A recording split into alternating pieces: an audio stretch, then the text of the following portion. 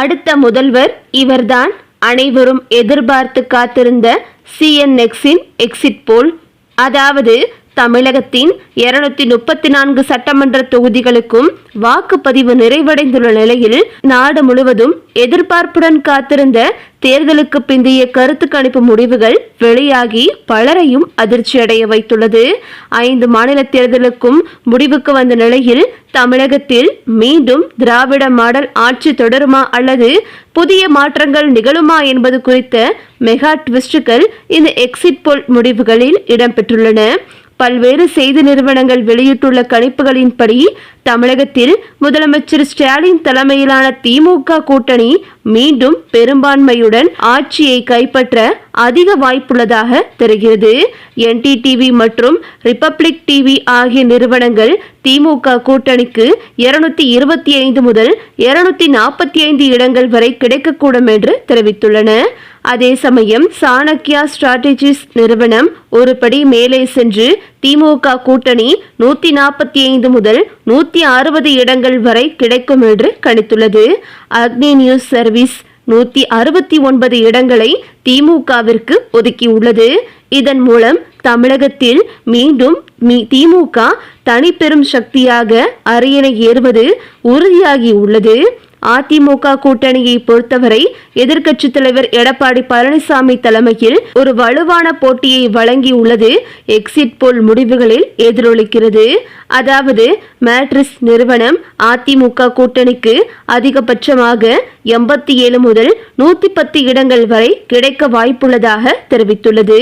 பிற நிறுவனங்களான NDTV 65 முதல் 80 இடங்களையும், ரிபப்ளிக் டிவி 65 to 85 இடங்களையும், சாணக்கியா 50 முதல் 65 இடங்களையும் அதிமுகவிற்கு வழங்கியுள்ளன. இதன் மூலம் அதிமுக ஒரு பலமான எதிர்க்கட்சியாக சட்டமன்றத்தில் அமரும் என்பது உறுதியாகியுள்ளது. அதே நேரத்தில் இந்த தேர்தலின் மிகப்பெரிய எதிர்பார்ப்பாக இருந்த நடிகர் விஜயின் தமிழக வெற்றிக் கழகம் TVK தனது முதல் தேர்தலிலேயே ஓரளவு கணிசமான இடங்களை பிடித்துள்ளது என்பதை தற்போது எக்ஸிட் போலின் முடிவுகளின் மூலம் தெரிய வந்துள்ளது. NDTV கணிப்பின்படி 18 முதல் 24 இடங்களையும், ரிபப்ளிக் டிவி கணிப்பின்படி 16 முதல் 26 இடங்களையும் தாவேகா கைப்பற்றும் என்று தெரிகிறது. சாணக்கியா 13 முதல் 38 இடங்களையும், மேட்ரிஸ் 10 முதல் 12 இடங்களையும் விஜயின் கட்சிக்கு பகிர்ந்துள்ளன.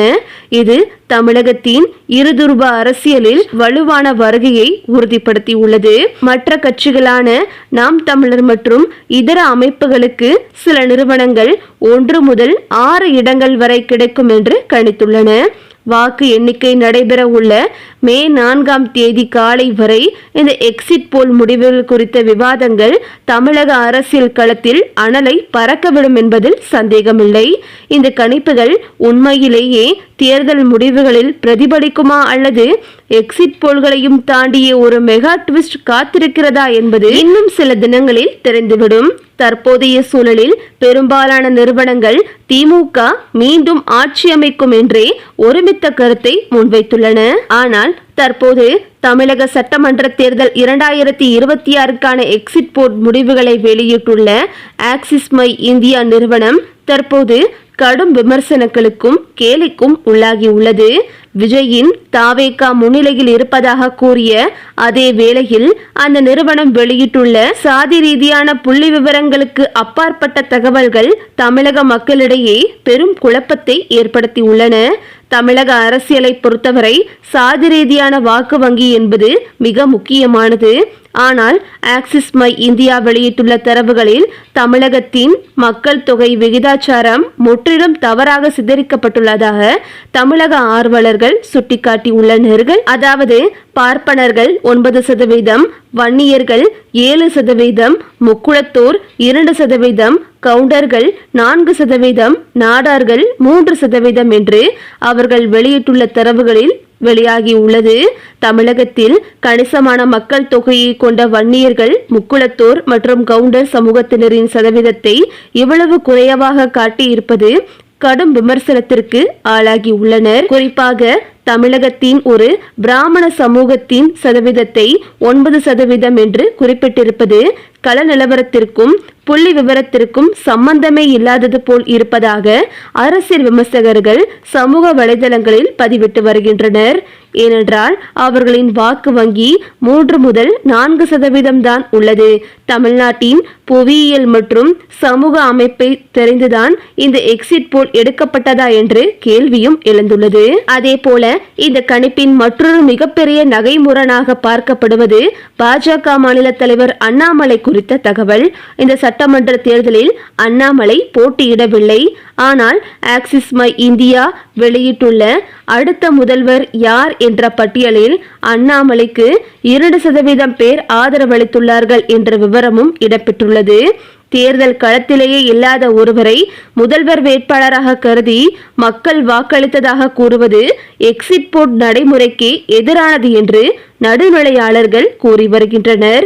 தேர்தலுக்கு பிந்தைய கருத்து கணிப்பு என்பது வாக்களித்துவிட்டு வெளியே வரும் மக்களிடம் கேட்கப்படுவது. அங்கு போட்டியிடாத ஒருவரின் பெயர் எப்படி இந்த பட்டியலில் வந்தது என்பது புரியாத புதிராகவே உள்ளது. ஏற்கனவே 2024 நாடாளுமன்ற தேர்தலில் 400 இடங்கள் என்று கணித்து அது பொய்த்து போனதால் நேரடியிலேயே கண்ணீர் விட்டு அழுதவர் ஆக்சிஸ் மை இந்தியா தலைவர் பிரதீப் குப்தா. கடந்த கால தவறுகளில் இருந்து பாடம் கற்றிருப்பார் என்று எதிர்பார்க்கப்பட்ட நிலையில் தற்போதைய தமிழக தேர்தல் கணிப்பிலும் அடிப்படை தரவுகளில் இவ்வளவு குளறுபடிகள் இருப்பது அதிர்ச்சியை ஏற்படுத்தியுள்ளது. ஒரே வாக்கு சதவீதத்தை பெற்றுள்ள திமுக மற்றும் அதிமுக ஆகிய இரு கட்சிகளுக்கும் இடையே தொகுதிகளில் இவ்வளவு பெரிய வித்தியாசம் எப்படி வந்தது என்பதற்கும் தெளிவான விளக்கமில்லை. ஒரு புறம் விஜயின் அரசியல் வருகை மிகப்பெரிய மாற்றத்தை ஏற்படுத்தும் என்று எதிர்பார்க்கப்பட்டாலும் இத்தகைய முரணான புள்ளி விவரங்கள் இந்த கணிப்பின் நம்பகத்தன்மையை அசைத்து பார்த்துள்ளன. வாக்கு சதவீத கணக்கீட்டில் செய்துள்ள இமாலய தவறுகள் ஒருவேளை இந்த கணிப்புகள் மொத்தத்தையும் தலைகீழாக மாற்றக்கூடும். தமிழகத்தின் சமூக கட்டமைப்பை சரியாக புரிந்து கொள்ளாமல் எடுக்கப்படும் இத்தகைய மேலோட்டமான கணிப்புகள் தேர்தல் முடிவுகளின் போது மீண்டும் பிரதீப் குப்தாவை சங்கடத்திற்குள்ளாக்க வாய்ப்புள்ளதாகவே தெரிகிறது. ஆக்சிஸ் மை இந்தியா நிறுவனத்தின் தலைவர் பிரதீப் குப்தா வெளியிட்டுள்ள கணிப்பின்படி விஜயின் தாவேகா 234 தொகுதிகளில் 98 முதல் 120 தொகுதிகளை கைப்பற்றி ஆட்சி அமைக்க தேவையான மெஜாரிட்டியை நெருங்கும் அல்லது எட்டும் என்று கணிக்கப்பட்டுள்ளது. இவர்களின் வரலாற்றை வைத்து பார்க்கும்போது தாவேகா பற்றிய இந்த கணிப்பும் முற்றிலும் தவறு என்று தற்போது அரசியல் ஆர்வலர்கள் கூறி வருகின்றனர். இந்த நிலையில் தற்போது மிகவும் எதிர்பார்த்து காத்திருந்த CNX நிறுவனத்தின் கணிப்பு வெளியாகி உள்ளது. பலரும் எதிர்பார்த்து காத்திருந்த ஒரு நிறுவனத்தின் கணிப்பு என்றால் CNX நிறுவனம். அந்த கணிப்பில் திமுக கூட்டணி 155 இடங்களையும் அதிமுக கூட்டணி 72 இடங்களையும் தாவேகா 5 இடங்களையும் நாம் தமிழர் கட்சியோ எந்த தொகுதிகளையும் பிடிக்கவில்லை என்று தற்போது வெளியான CNX நிறுவனம் தன்னுடைய கருத்து கணிப்பை வெளியிட்டுள்ளது. மெஜாரிட்டியாக மற்ற நிறுவனங்கள் கூறியது போலவே திமுக தான் ஆட்சி அமைக்கும் என்பதில் சந்தேகமில்லை. இந்த 2026 தமிழகத்தில் அரியணையில் அமரப்போவது திமுக தான் என்று தற்போது பலரும் கூறி வருகின்றனர். எக்ஸிட் போலின் முடிவுகள் அனைத்துமே திமுகவிற்கு ஆதரவாகவே உள்ளது. ஆக்சிஸ் மை இந்தியாவின் கருத்து கணிப்பிலாவது தாவேகா ஆட்சியை பிடிக்கும் என்று கூறப்பட்டிருந்த நிலையில் தற்போது அதற்கும் முடிவு கட்டி விட்டனர் சமூக ஆர்வலர்கள். ஓகே விவோஸ், இதை பற்றி நீங்கள் என்ன நினைக்கிறீங்க அப்படின்னு சொல்லிட்டு உங்களுடைய கருத்துக்களை கமெண்ட்ல தெரிவிங்க. இந்த வீடியோ உங்களுக்கு பிடிச்சிருந்தா லைக் பண்ணுங்க, ஷேர் பண்ணுங்க, மறக்காம நம்ம சேனலை சப்ஸ்கிரைப் பண்ணிக்கோங்க. தேங்க்ஸ் ஃபார் வாட்சிங்.